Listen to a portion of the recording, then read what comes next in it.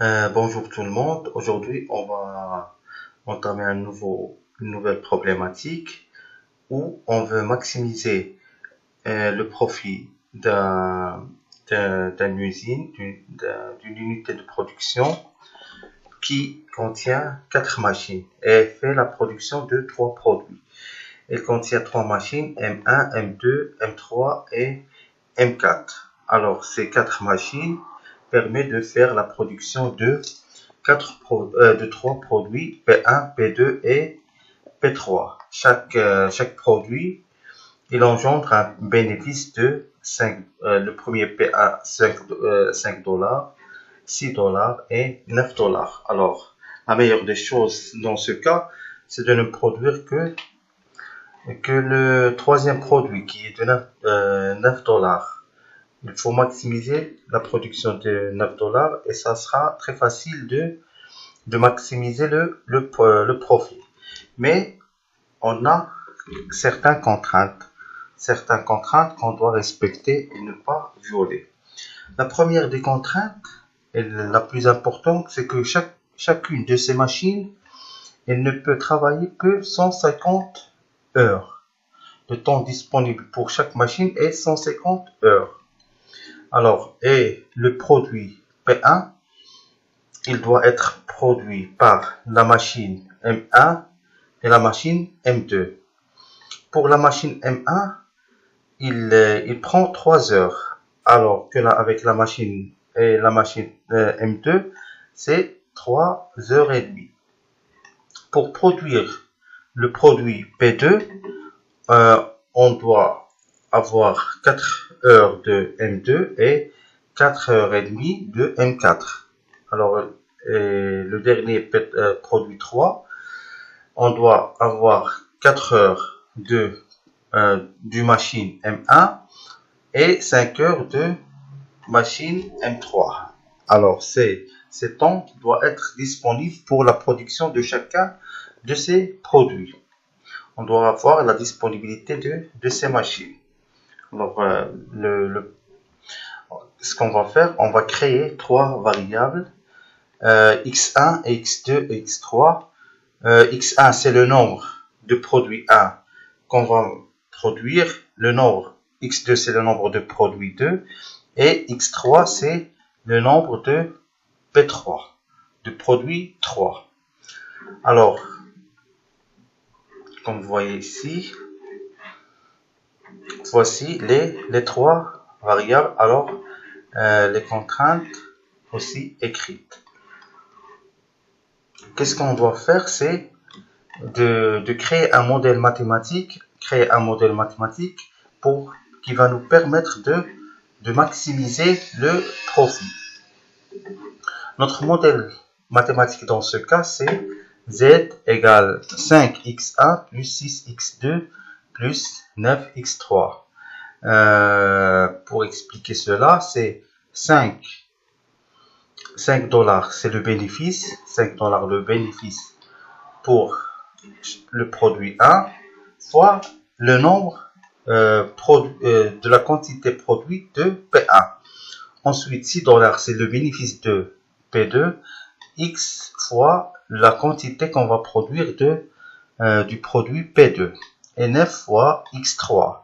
X3, bien sûr, c'est la quantité de P3 qu'on va produire multiplié par 9 dollars. Ça veut dire, si on a 10 produits de 10 produits de P1, 10 produits de P2 et 10 produits de P3, alors le bénéfice total qu'on aura, c'est 50, 5 fois la quantité de P1, 50, plus 6 fois la quantité de P2, c'est 60, 50 plus 60, c'est 110, plus 9 fois la quantité de P3, c'est 9 fois 10 aussi, c'est 90.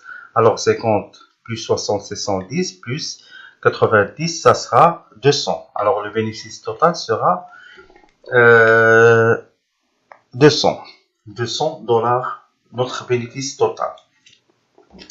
Les contraintes qu'on a. Alors, quelles sont les contraintes? Les contraintes qu'on va mettre, ce sont les contraintes pour chaque machine. Chaque machine ne doit pas dépasser un nombre d'heures de 150. Parce que le temps disponible maximum pour chaque machine, c'est 150 heures. Alors, ce qu'on va faire, c'est pour fabriquer le produit P1, pour la machine M1, on peut constater que la machine M1,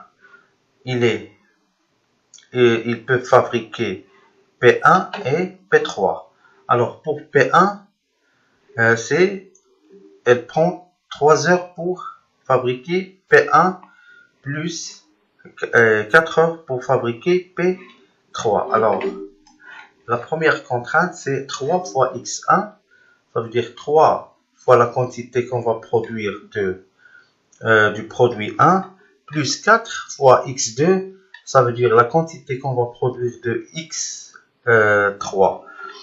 0 fois X2, pourquoi? Parce que la machine M1 ne produit pas de P2. Elle ne fait pas la production de P2. P2, il est fabriqué par la machine 2 et la machine 4. Comme vous pouvez le constater, on a 0 fois X fois X2. Alors 3 X1 pour la machine M1 plus 0 X2 plus 4 X3. 3 heures pour le produit 1 plus 4 heures pour le produit 3. Elle doit être inférieure à 150 heures. Alors la somme de toutes les heures de fabrication pour M1 ne doit pas être supérieure que 150. Elle doit être inférieure ou égale à 150. La machine M2. Voici la machine M2 aussi, elle doit respecter le temps disponible de 150 heures qu'on a ici. Alors, je ne sais pas pourquoi Alors, 150 ici. Et alors, pour M2, elle sert à fabriquer P1 et P2. Elle ne nous permet pas de fabriquer le produit P3. Alors, pour P1, elle doit avoir 3,5 heures. Alors, pour P2, c'est 4,5 heures pour le fabriquer. C'est ce qu'on a fait. 3,5 fois M1 fois X1 plus 4 fois X2. Mais pour X3, c'est 0 parce que elle n'est pas dans la fabrication, elle n'est pas inclue dans la fabrication de M2P3. Pour M3, elle ne permet que la fabrication de P3 et fait la fabrication en 5 heures. C'est pour cela qu'on a mis 0x1 plus 0x2 parce que la machine 3 ne sert pas à la fabrication de P1 et P2, mais elle sert à la fabrication de P3 avec 5 heures. Elle doit être inférieure à 150. La quatrième machine, elle permet aussi de fabriquer que le produit 2, comme on peut voir ici. Pour la machine 4, qui est là, elle ne permet la production que de P2. C'est pour cela on a fait 0x1 plus 4,5x2 plus 0x3. La somme des temps doit être inférieure à 150. Maintenant, on va résoudre ce problème et ce modèle mathématique à l'aide du solveur de Excel. Alors, voici Excel. avec lequel on va résoudre notre problème. Alors pour installer le solver, vous devez aller vers File, Fichier, si vous avez excellent français, Options et Add-ins. Et vous devez avoir ce solver add-in, sinon vous devez l'installer. Alors ensuite, on doit définir nos variables. Combien de variables on a? On a 3 variables. Les variables que contient notre modèle mathématique, c'est x1, x2, x3. On les a définies. Voici les variables qu'on a définies, x1, x2 et x3. Maintenant, on doit maximiser notre fonction. Notre fonction, c'est 5 $ fois le nombre de produits 1, plus 6 $ fois le nombre de produits 2, plus 9 $ fois le nombre de produits 3. Z égale cette fonction. La fonction, c'est 5 fois P3, plus 6 fois P4, plus 9 fois P5. Que sont P3 et P4 et P5? Ce ne sont que x1, x2 et x3. Alors si par exemple on a 10 ici, 10 de x2 et 10 de x3, on a, comme je vous ai dit, 200 $. Le profit, c'est 200 $ lorsqu'on produit 10 de produit 1 et 10 de produit 2 et 10 de produit 3, on aura 200 $ comme bénéfice. Mais on peut voir qu'on n'a violé aucune de ces contraintes. Alors si je mets par exemple 100, on peut voir qu'on a violé 2 contraintes. La première de la machine 1 et la deuxième de la machine 2, puisque la machine 1 doit travailler 340 heures, alors que qu'on n'a que 150 heures qui est disponible. C'est pour cela qu'on va supprimer ça. On va le supprimer. Et on doit aussi, après la définition de notre fonction, on doit définir aussi les contraintes. La première contrainte de notre machine 1, c'est 3 fois x1 plus 0 fois x2 plus 4 fois x3. Qu'on a indiqué ici, égale à 3 fois P3 plus 0 fois P4 plus 4 fois P5. Elle doit être inférieure à 150. Celle-là doit être inférieure à 150. Ensuite, la deuxième contrainte pour la deuxième machine qui ne doit pas dépasser 150 heures de travail. Alors c'est 3,5 fois P3 et plus 4 fois P3 plus 0 fois P5, qui ne sont que x1 et x2 et x3. Ensuite, la troisième contrainte, c'est égal à 0 fois P3 plus 0 fois P4 fois plus 5 fois P5, qui ne doit pas être supérieur à 150. Et à la fin, la quatrième contrainte qui est reliée avec la quatrième machine, c'est 0 fois la quantité de produit 1 plus 4,5 fois la quantité de P2 plus 0 fois la quantité de P3.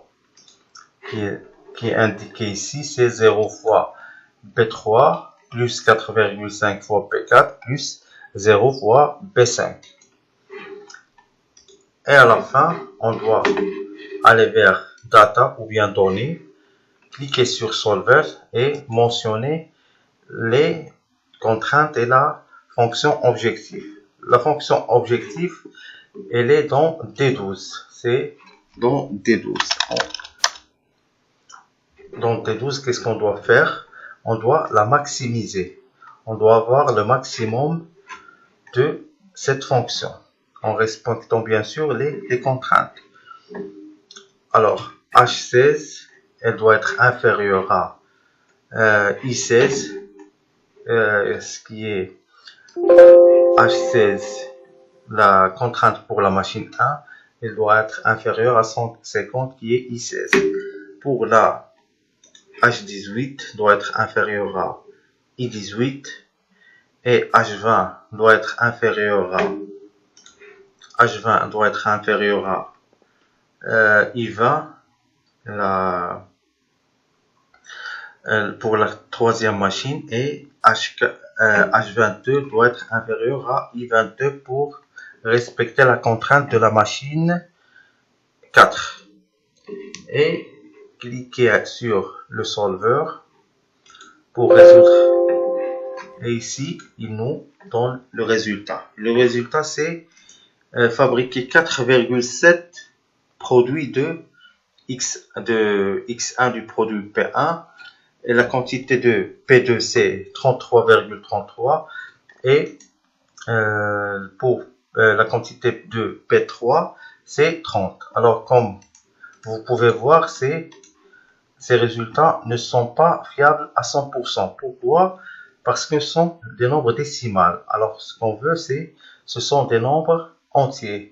On va voir comment on peut résoudre ce problème, mais c'est pas avec Excel, mais avec un autre logiciel qui est Seplex. On va voir comment on peut résoudre ce problème pour avoir des nombres entiers. Et notre problématique ne sera pas justement juste le PL, la programmation linéaire, mais la programmation linéaire des nombres entiers qui est PIM, Problem Integer Mathématique. Alors, comme vous pouvez voir, on n'a violé aucune de ces contraintes. Comme vous pouvez voir, 134, la machine 1 va marcher 134 heures, la machine 2 150, la machine 3 150 et la machine 4 150. Alors, pour avoir les nombres entiers, on doit mettre 4 et ici 3. Comme vous voyez, on n'a pas violé aucun de ces contraintes. Et on a une valeur de 498, c'est le profit maximum. C'est notre profit maximal. Alors, si on met ici 5, on peut pas le mettre. Pourquoi? Alors, si on peut mettre 5 du produit A, alors on aura 493 pour 493 dollars de bénéfice. Si on met 6, alors on va violer là le temps disponible pour la machine 2. Je vous remercie pour votre attention et à la prochaine vidéo avec le solveur Excel. Pour le Seplex, on va le commencer après avoir terminé 2 autres exemples avec le solveur de Microsoft Excel.